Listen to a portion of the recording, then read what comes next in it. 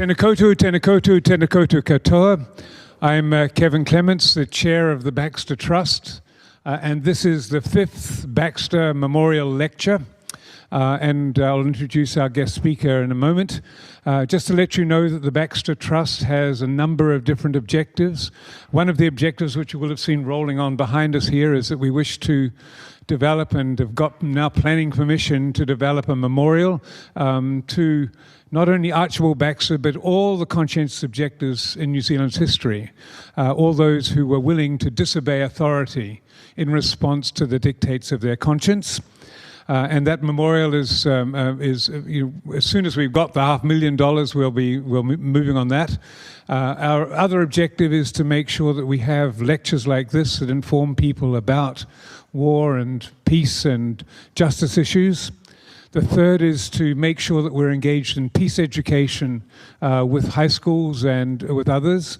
And the fourth is to kind of generally act as catalysts for thinking creatively and non-violently about ways in which we can resolve the world's problems. So Richard's been distributing a little flyer for those of you who wish to. The bank is now well and truly open, and apparently it's very simple. You just go to Kiwi Bank and put in the coordinates and you can transfer enormous amount of money. So it gives me very great pleasure to welcome our speaker for tonight, Maire Leadbeater. I first met Maire 54 years ago in January, where we were both on the beach at Tahuna, this playing on Neville Shute's book of the same name, On the Beach. And the point of being on the beach wasn't just so that the youth campaign for nuclear disarmament could meet and have a nice time with each other. It was so that we could remind the good citizens of Nelson and environments that nuclear catastrophe would mean the end of the world. And from that moment on, Maire and I have had different trajectories, but she has always combined passion and intellect and informed dissent, which is the point of tonight's lecture. She was born into a very radical family, Jack Locke and Elsie Locke, her mum, who deserves to be celebrated on the 125th anniversary of suffrage because she was a wonderful worker for women's emancipation, for family planning, for the rights of women. She was a wonderful role model for Maire and Alison and for Keith, their children. Her father was a well-known Christchurch communist who spent his almost entire working life in the freezing works, I think. But I can say from personal experience that theirs was a house of creative discontent, radical thought and opinion, and very often the source of much of Christchurch's radical tradition. And Maire was born into that tradition, and out of it she came to write, which is what you need to do if you're going to be an informed dissenter, to research, but most of all to be an activist, the same activist that she was 54 years ago, working for the independence of Timor, working now for the independence of Papua New Guinea, working for social justice in the Philippines, and working for a nuclear-free New Zealand. I can't think of a better person in the whole of Aotearoa, New Zealand, on the 125th year of New Zealand suffrage, than Maire Leadbeater talked to us about informed dissent and in the tradition of Archibald Baxter.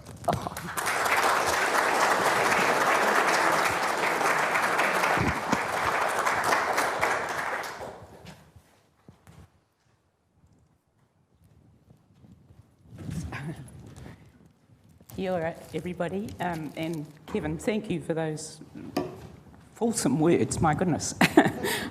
Hope I can begin to live up to all that. And it's lovely to be here and to recognise so many friends, some of them even from Auckland, Pat.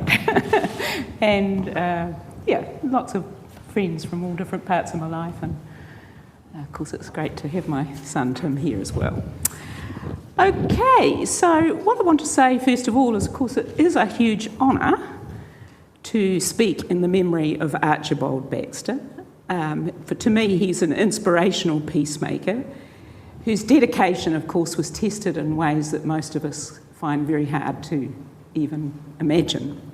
But I think one of the things that I'd just like to stress too is that he always stressed what he was opposed to was the military machine, and not the officers who were submerged in it, and certainly not the ordinary soldiers who fought in the wars and who helped him when he was going through his times of great extremity. Well, I'm not going to go into too much detail about Archibald Baxter because I'm sure I'm speaking to people who know his legacy better than I do. But yeah, he does inspire me too. And I hope that my talk will honour his legacy of standing up for principle, seeking the truth, and always being willing to challenge the state and accepted wisdom. I'm going to talk tonight about the discipline of peace research, because I think peace research, as I understand it, is aimed at understanding the military machine and domestic and international conflict with a view to preventing it in the future. But it's a little bit more than that. It's specifically understanding, in my conception, the role of our own government, what's been done in our name, and asserting the right to be part of the debate and always challenging the state, especially when the state is involved in or preparing for war or acting in repressive ways. And because it's challenging the state, it isn't respectable very often. And you may find some kinds of peace research has few funding streams available to it. And the most effective peace researchers, in my experience, will find themselves the subject of surveillance rather than being... Perfect timing. They'll find themselves the subject of surveillance rather than being the recipient of awards. I'll try and back that up as we go along. Okay, so sometimes people think of conflict as something that arises between sovereign political entities who believe they have the right to protect their interests. But that does not describe conflict in our era very well. Sovereignty is misused so often. It's used by those people who talk about humanitarian intervention, where it is really a cover for domination, exploitation, and gaining global hegemony.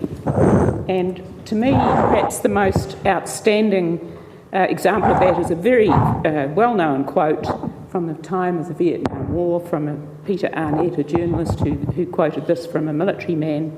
It became necessary to destroy the town to save it. That was their attitude during the Vietnam War.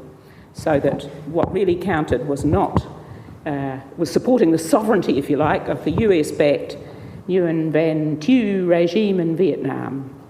But was it what the people in Vietnam wanted, and was it worth it from their point of view? 3 million dead.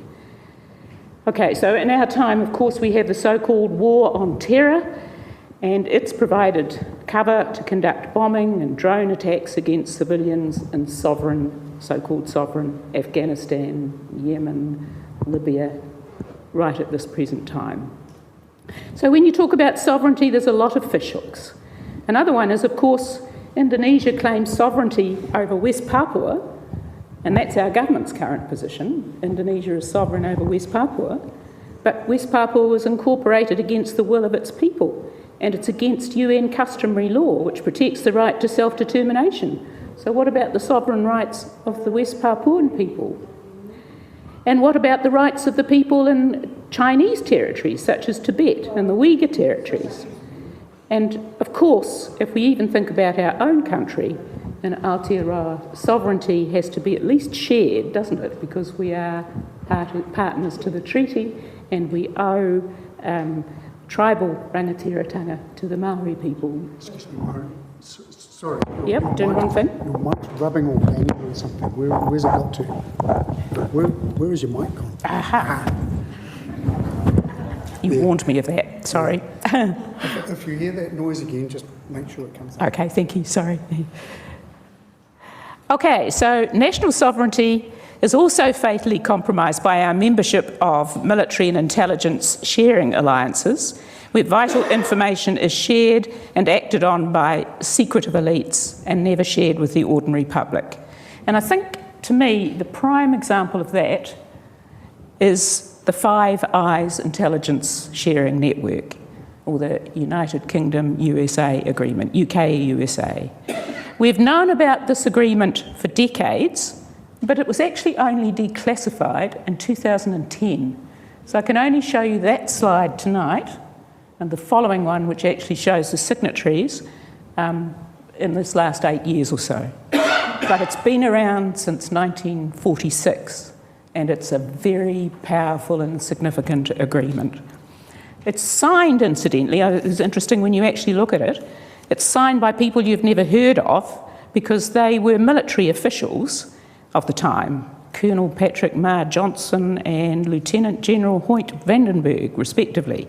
So really, who were they? But anyway, the secretive agreement has governed so much of the cooperation between UK, USA, Canada, which joined shortly later, and Australia and New Zealand, which are hooked in 1956. Okay, so just sort of moving back now to talk about the individual peace researcher.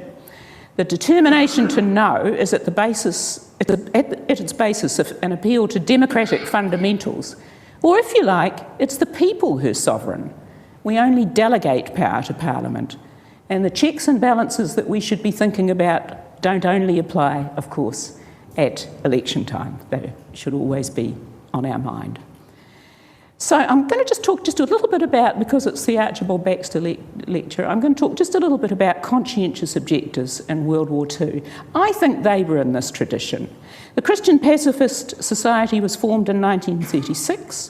In 1938, the first CPS protest took place at a military display at Rongotai Airport on a King's birthday weekend, and a few days later they held a march alongside soldiers through the city with sandwich boards.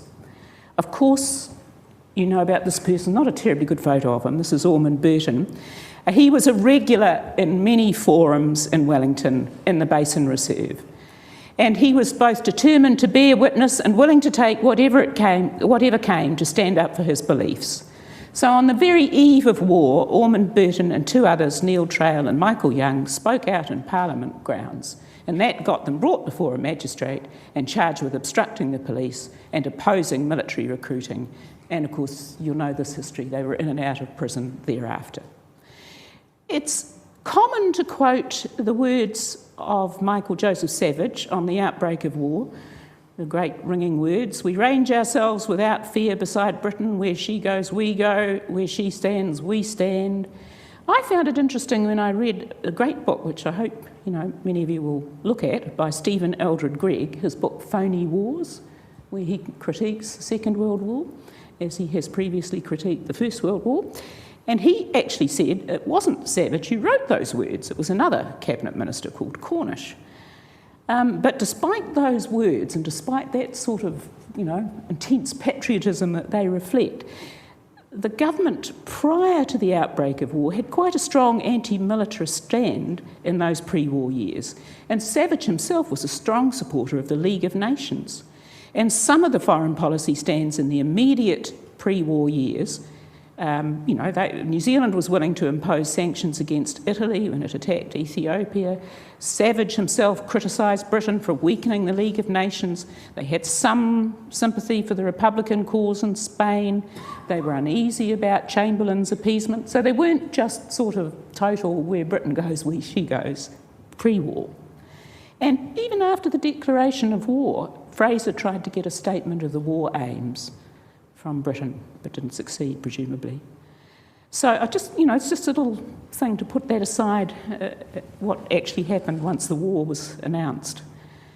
The different strands of opposition came together in the Anti-Conscription Peace and Anti-Conscription Council in 1940, and war fever at that time was growing really strong. So the Wellington mayor didn't like it at all, and he cancelled a rally of that body in January 1940, so they had to move it from where they'd planned to hold it into the Trades Hall, but apparently that really only sort of, dramatised the whole thing, and there wasn't enough room in the one main hall, so the speakers had to repeat themselves several times over, and the general atmosphere was really, very, very intensely interested in that meeting. So at that stage, there was a strong push. Tell the government to tell us what it's going to war about. Don't use New Zealand forces for the subjugation of colonised people. and dissenters were asking, who are we going to be fighting? And who are we going to be fighting with? Very, apt questions, really, in the light of, if you looked at just that pre-war time when Chamberlain seemed to have had a tolerance for fascism, and definitely, it was imperialist times when we were holding on to our colonial control in India and the Middle East. And these were very pertinent questions, really, because it was only as early as 1940 when New Zealand troops were sent to the Middle East where British imperialism had a strong grip. And if you read Stephen Eldred Grigg's book, there are some very, poignant bits there, because really the New Zealand troops were as racist as all get out. And there's one case where some New Zealand troops actually accidentally killed some Egyptians but expressed no remorse. They were just considered a lesser kind of being. Pretty shocking. So I just put that against the background of the beginning of the Second World War. But of course, once the war starts, you get this tremendous heavy emergency regulations, censorship regulations, closure of any critical media such as the Communist Party press, a critical magazine called Tomorrow, and the cooperative pacifist press run by Lincoln Efford, a very well-known Christchurch pacifist. And the news is all controlled, all your mail's subject to being opened, strikes and lockouts forbidden, censors not only interested in military secrets but also any kind of political challenge, so you're not allowed to question the regulations themselves or even the fact that something has been censored. So it's pretty draconian. And in terms of the treatment of conscientious objectors, you know this better than me probably, but in no other Commonwealth country was a proportionate number of conscientious objectors imprisoned or detained, up to 800 altogether, and indeterminate sentences imposed. So it was a pretty, repressive time. I'm not going to answer the big question, were we right or wrong to take part, but at least there's a terrible irony, isn't there, in fighting for freedom and democracy by denial of freedom at home. And it's important to recognise the lingering impact that the secretive intelligence sharing and the break on freedom of dissent imposed during the Second World War. So when I was researching my book about West Papua and New Zealand foreign policy, I was really struck when I came across this protest march. This is actually a protest march in 1947, I think it is. Yes, 1947. And this is the Victoria University Social Club. And this is a time before Indonesia has gained its freedom. It's still fighting against the Dutch at this time. And these people were supporting the Indonesian revolution, if you like. And it's a student march, and they're all as tidy and beautifully dressed as all get out. Their placards are nice and orderly, and they were walking in orderly ranks of threes, according to the reports I read. But nonetheless, the police did not like it. So several of the organisers were arrested and had to appear in court. So that's the lingering impact, I think, of this stamp down on freedom of dissent and freedom of speech. And that one, I don't know if you can see that properly, I just got this just in the last few days from a dear friend, Jack Woodward, up in Auckland, and at the front of this little march is Jack Woodward and his wife Mary, and I think a little bit further back is Lincoln Efford, and they are marching on Hiroshima Day in 1959. And the interesting point about this is you'll see declassified. This came out of an SIS file, Lincoln Efford's SIS file, I understand. And I don't know if you can see it, but each adult has an alphabetical number on his or her, marked on him, so that it'll correspond in the SIS files. These are the terrible radicals: Mary Woodward, Jack Woodward, Lincoln Efford, etc. A peace march in 1959. Isn't it amazing? Okay, so now I'm going to slightly change tack. I want to spend a bit of time talking about Owen Wilkes. He's a very important figure in the Aotearoa peace movement and a very, very important peace researcher. And he was a subject of intense interest to the SIS. And he experienced detention, harassment, destruction, and interference with his personal property as a result. He left few stones unturned. Just to go back a little bit to World War II again, because he did some archival research into what New Zealand scientists were doing during World War II to support the war effort. And some of the things he uncovered surprised me and might surprise you, because New Zealand was deeply involved in chemical warfare research during World War II. And New Zealand scientists were involved in the research that led up to the manufacture of the Hiroshima bomb. And a lot of this was through the role of Sir Ernest Marsden, who was appointed Director of Science Developments for the War Effort with the rank of Lieutenant Colonel. His work was mostly in radar through the DSIR, but chemical research was also significant. New Zealand soldiers did use chemical warfare shells in World War I. As far as I know, never used anything like that in World War II, but they were involved in helping with the Allies and helping to develop chemical weapons. And at the end of mines mainly, and at the end of the war, they were left with these weapons, wondering what to do with them. And according to Owen's research, they were dumped in the ocean. And it's a sort of interesting issue, isn't it? And the other interesting thing when I looked at that was the RNZAF officer who was put in charge of this thought that they could be deployed in World War II, and he did not see them as being inhumane at that point in time. So it's probably just a fluke that we weren't involved with the use of chemical weapons, because the US was preparing at one point, before they decided to use the atomic weapon, they were preparing a massive assault with chemical weapons on Japan. That was one of their possible strategies.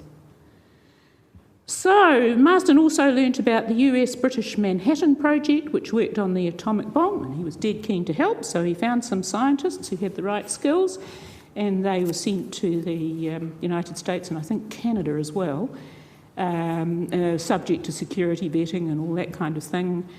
But some of them perhaps went into it without knowing just exactly what the project was going to be. But what they did work on was a thing called calutrons, which uses a magnetic field to separate U-235 from natural uranium using an electromagnetic field. And they were in the US and Canada, and it wasn't totally secret. Fraser, our Prime Minister, referred to it in August 1945 when the Hiroshima drum was bombed, but little was made of it. So, yeah, and little is made of it apparently in the official history of the DSIR. But according to Owen, it could have been quite crucial, because things were quite critical in terms of the dropping of the bomb on Hiroshima. You know, they were racing to get there before the war was finally over. They really wanted to use it. And I suppose you could say the New Zealand scientists were helping that last-minute critical race. So it's not a good record, is it? Like so much of our involvement in wars, really. And also we were involved in looking for uranium in Fiordland. Didn't find it, fortunately. Okay, now the next thing, of course, that I think we need to remember Owen Wilkes for, rather than just his archival research, is his campaign against the US military presence. And in the 1960s, he was very much involved in opposing a US Navy plan to establish an Omega navigation system here. That was a very low-frequency transmitter, which at the time everything pointed to it being wanted by ballistic missile submarines to position themselves. This is way before GPS and all that. And they were going to place it in the Southern Alps. This is way back in 1968. A huge campaign grew up against Omega. It was one of the biggest sort of anti-war campaigns of the era. And if you know anything of your history, you know 1968 was a pretty sort of revolutionary year around the world. You know, there were great anti-war activism in campuses across America, and in Paris the revolution almost came about, and you know, it was a real time of ferment. Our ferment here, you could say, was this anti-Omega campaign, because it produced huge marches, you know, 4,000 or so on a Friday night in Christchurch, and 72,000 copies of this Cantor edition exposing what it was all about, and another militant demonstration up at Parliament. So it was a pretty big thing. And Owen's contribution, I think, to this campaign is the crucial thing, because he could see that what was needed was somebody to go and do the real research on it. So he said, I spent 10 days in the library, and then he knew what to apply for to the United States under the Freedom of Information Act and could get the information out. And eventually that campaign was won. We never got an Omega. It went to Australia. And that's the Australian one in Gippsland, Victoria. And although it's interesting, later on it sort of emerged that perhaps they didn't use it for ballistic missile submarines, but they used it for lots of other military purposes and for attack submarines. So I don't think the distinction's all that significant. They had every reason to believe it was going to be used by ballistic missile submarines.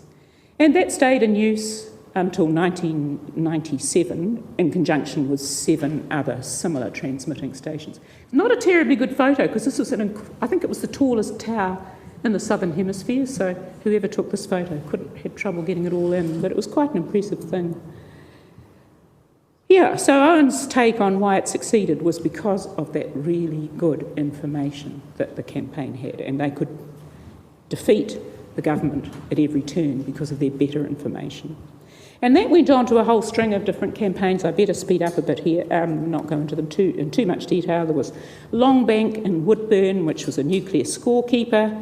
That was exposed. There was a United States satellite tracking station at Mount John, part of the space track system, providing data for targeting data for anti-satellite weapons. That was associated with the University of Canterbury. University of Canterbury was compelled to pull out. There was Harewood, where the US deep freeze operation also combined US Air Force military airlift command operation, and military planes were flying through, nothing to do with Antarctic research, but en route between US bases in Hawaii and Australia. So it was a strong campaign, and there still is today. The flights now have diminished greatly, but there are still some non-deep freeze flights going through Christchurch Airport. Okay, so Owen then took off and he went to work for the Oslo Peace Research Institute in 1976, working on US intelligence on Norwegian soil. And because he was looking too closely at what facilities were there on Norwegian soil, he and the director of the Oslo Research Institute were charged with espionage, and they were fined and given a suspended sentence. He then went on to work for the Stockholm Peace Research Institute, SIPRI, and again he's charged. And this time it was really sort of almost amusing because really he'd been on a cycling tour, but being Owen Wilkes, he couldn't go on a cycling tour and see defence installations without stopping to sketch them and try and figure out what they were. So, he was again charged and into trouble. But anyway, he managed to get home, and a big campaign to release him and so on. So he was able to come home cleared of all but minor charges. But then he came home to New Zealand and he found his West Coast house, where he was planning to go back to beekeeping work, had been demolished because it had been erected without a permit. So there's that. So he took up his beekeeping, and then he found out that customs were intercepting his mail. Nobody ever found anything threatening, and there was a bit of a debate at the time, and Geoffrey Palmer, to his credit, was trying to stand up for Owen and his right to receive his mail without it being interfered with by customs on behalf of the SIS. But it certainly didn't end the SIS's interest in Owen. I'm trying at the moment to get hold of his SIS file. Owen, of course, is now sadly gone, but his brother Jack has agreed to trying to get it again from under the Official Information Act or the Privacy Commission or whatever it is. Whether we'll get it or not, I don't know. Anyway, Owen's contribution was greater than his own. Of course, he stimulated and inspired many others, such as Peter Wills from the Scientists Against Nuclear Arms, and of course Nicky Hager. Oh, I didn't know, I'm out of order here. That's a demonstration at Harewood. That's one of where Owen was doing a sort of explaining to everybody what it's all about and so on. Police were very heavy-handed on that occasion.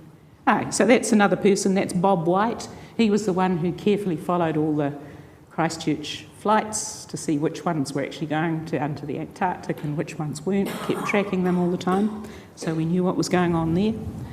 And Owen played a really strong role too in the nuclear-free and independent Pacific movement, mapping out the militarisation of the Pacific for conferences held under the nuclear free and independent Pacific banner over many years. And then he exposed Signals Intelligence Base at Tangi Moana, a circular array for radio eavesdropping on ships, triangulating with similar bases in Australia, as that illustration from Peace Links shows. And it was really interesting, it was really hard to discover. He knew that he was aware that New Zealand was going to get this base. He didn't know exactly where it was. He thought at first they might put it somewhere near Waiouru, but finally tracking down where defence radio operators worked, because New Zealand's got a fairly open system and you can see these people in phone books and civil service lists and so on. He, with the help of some others, including Nikki Hager and Alistair Barry, was able to suss out that was it. In fact, Alistair Barry, when I wrote my book, Peace, Power and Politics, he's really excited about that part of his history, because he said, we discovered Tangi Moana just on a trip along the coast there near Fielding. And also, that's another one of Tangi Moana, nuclear target in the Manawatu.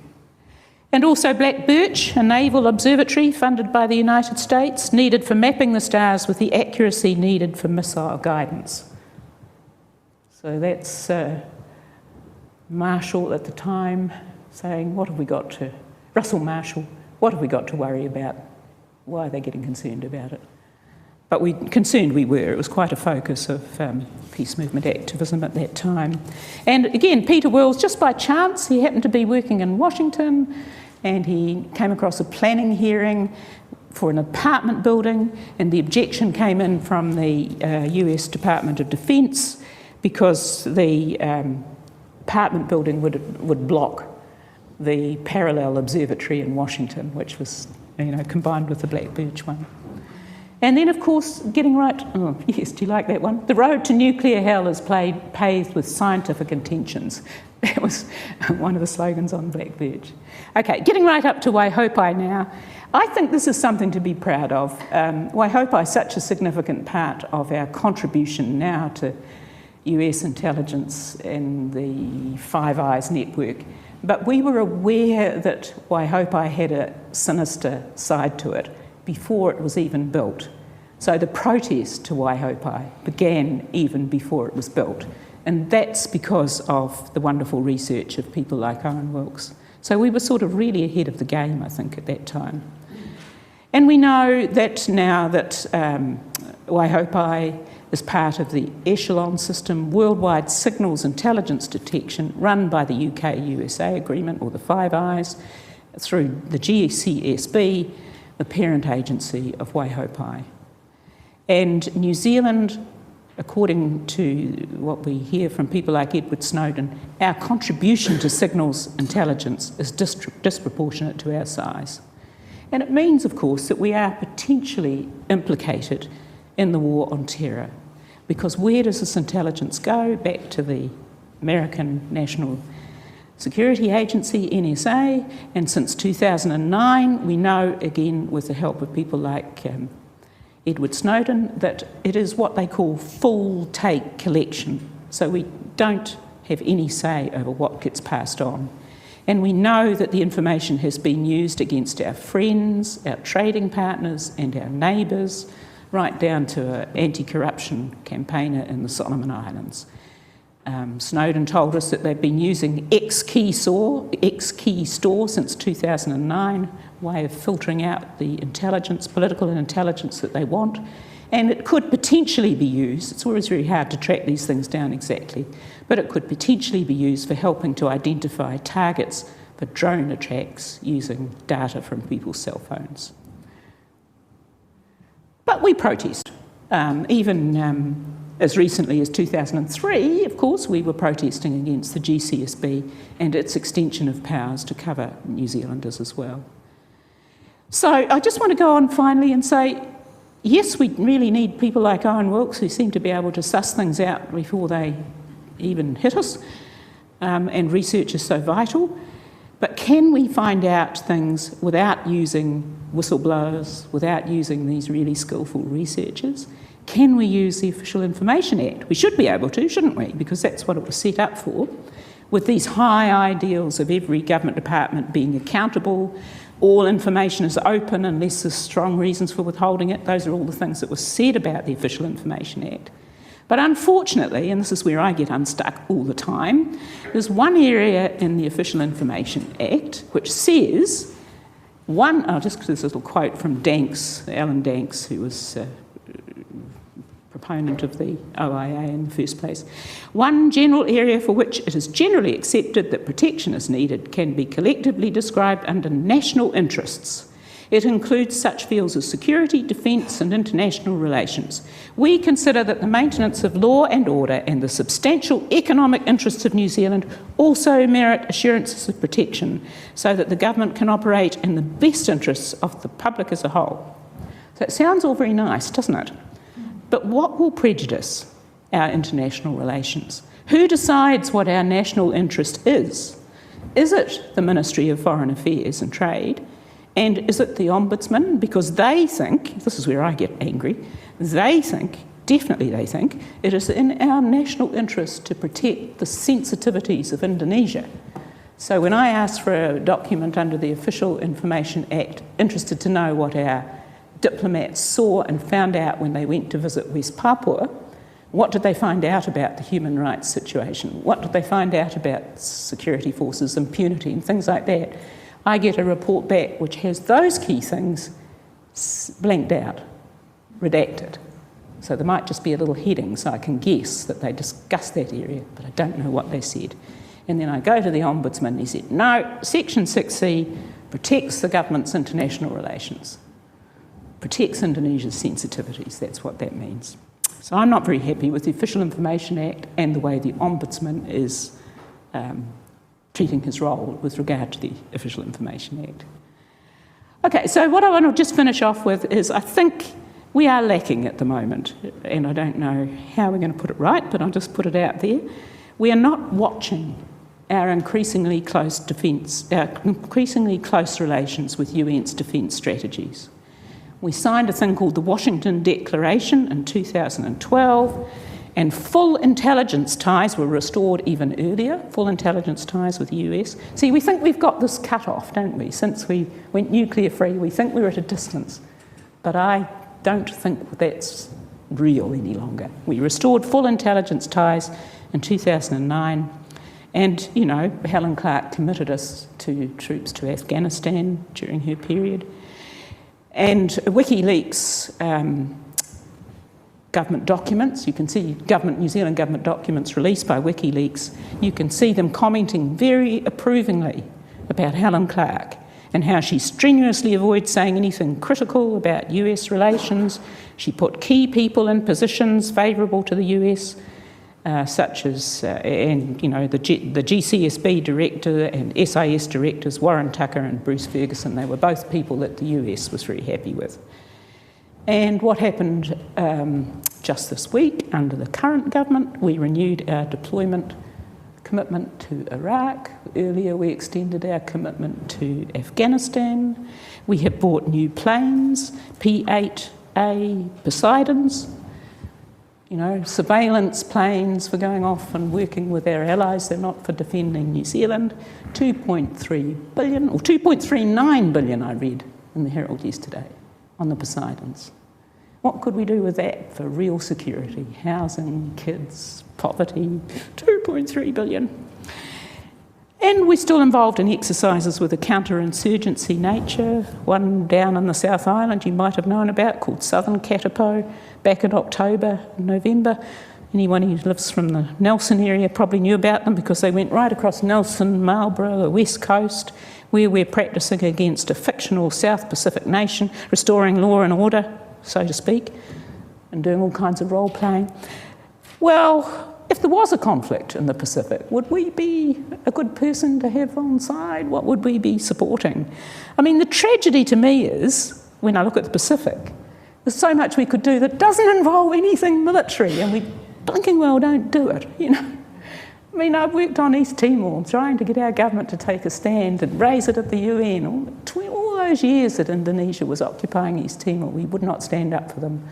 only right at the very end we sent in peacekeepers. Well, that was all right, but we didn't do anything when we could have prevented those things. And now I'm watching it happen with West Papua, and I'm getting angry all over again. Sorry, I can't help it. I mean, look, there's a nation in our Pacific that is standing up for West Papua. It's Vanuatu, a little nation of 20,000 people. They are proposing something non-radical. Just, can we please take the issue to the UN Decolonisation Committee, right? They're preparing the way for this. They say they'll take it to the UN General Assembly in 2019. They're realists. They know they haven't quite got the backing they need yet. They just went to the South Pacific Forum. Couldn't even get it mentioned in the communique because so many small Pacific nations are really under, checkbook diplomacy, and that's working hard to stop them speaking out. But New Zealand could have spoken out. What would it take just to say, all right, let's ask the UN to look at it then? What would that take? But no, we don't do it. And then we talk about having these counterinsurgency games. It makes me angry. So I'll stop there.